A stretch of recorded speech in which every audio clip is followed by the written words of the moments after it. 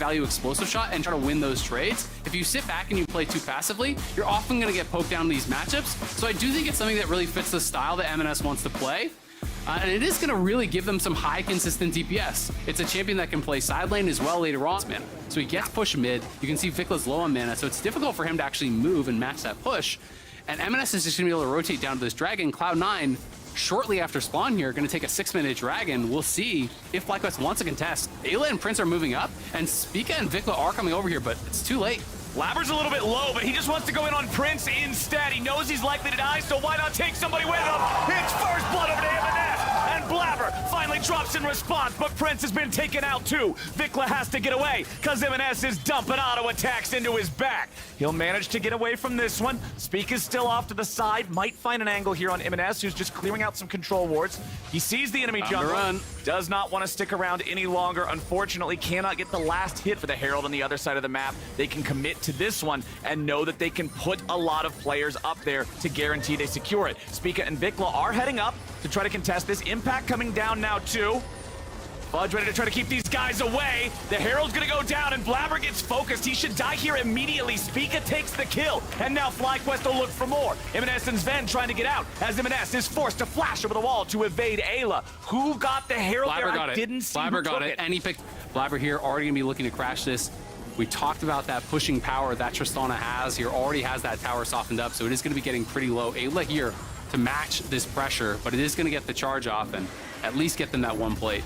Shelly is too big to be held down by the gravity well, so she will charge right through it, collide with the turret, and there's that guaranteed money you were talking about. Meanwhile, topside, Fudge is going all out, and Impact tries to deal with it. The Dominus isn't enough, and he's dominated by the Cassante of Fudge. Top 9, baby. Fudge called it. It was going to happen. Blabber now catches Spica out here, and Spica's got a flash. Spica with the flash over the wall to escape that Maokai lockdown. Very, very important to get out of there because the Drake is about to spawn. You kill the enemy jungler there, you guarantee you're able to secure it. But at least now, there's a question mark. C9's looking to turn it into an exclamation. Yeah, absolutely. I think Cloud9 is going to have this for sure. No shot you try to actually challenge this with no ult on Renekton, no ult or flash on the Wukong. You know, they're in such a bad spot. Cloud9 doing such a good job actually controlling vision in these areas and marking all these. Showing the next Herald's going to be up here shortly. M&S continuing to apply the pressure onto the mid lane tier 1. Has a little bit of time left before plates fall, and Fudge goes all out again.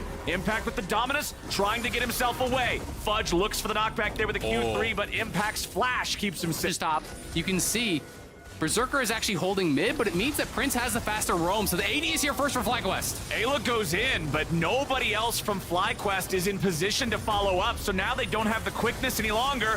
Fudge trying to disengage, get back to the safety of his team, but he's already dead. FlyQuest pick up the first one, but C9 are ready to fire right back. Sven ends up getting the kill on Ayla, and C9 just got 2 for 1. Now they've got more manpower left around the pit. Remember, there's no way for anybody else from FlyQuest to get involved in this. They were all already there, and it's all already over. C9 gonna win another fight and take another objective. That re-engage, it makes it so difficult to push through saplings, to push through those towers, and you're opening yourself up to those guaranteed arrows that are gonna be poking on you.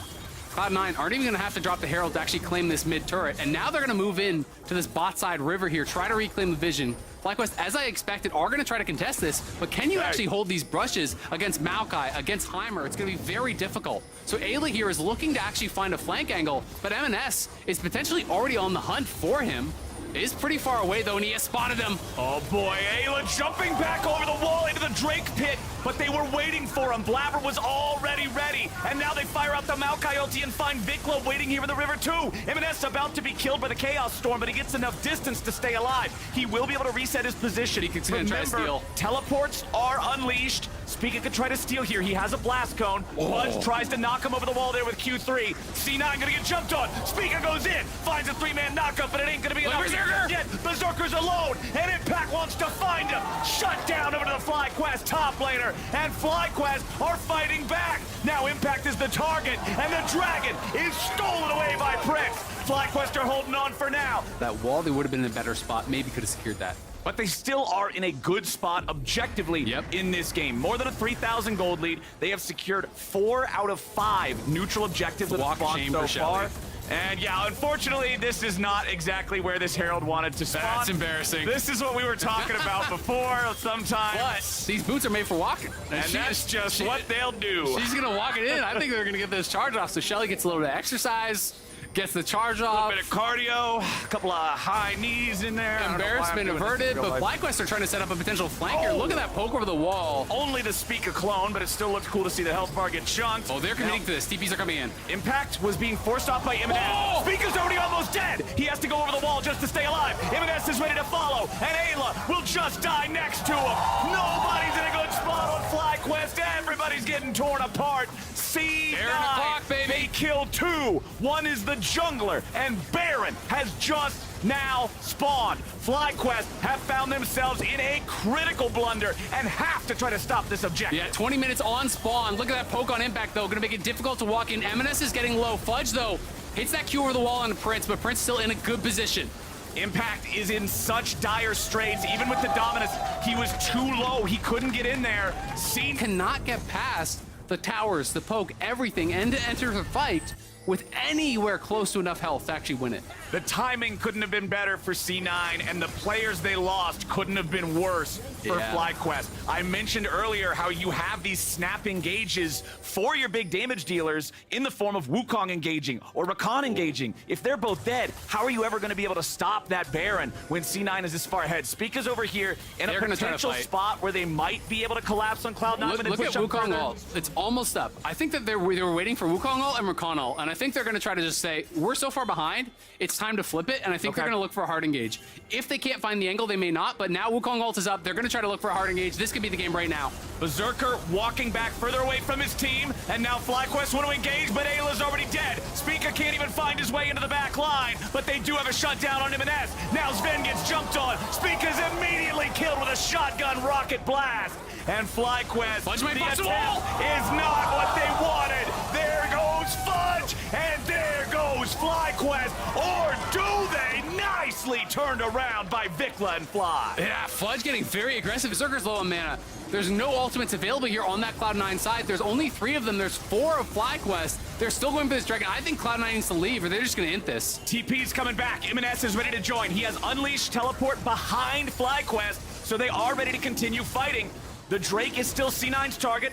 Ayla takes the blast cone over the wall.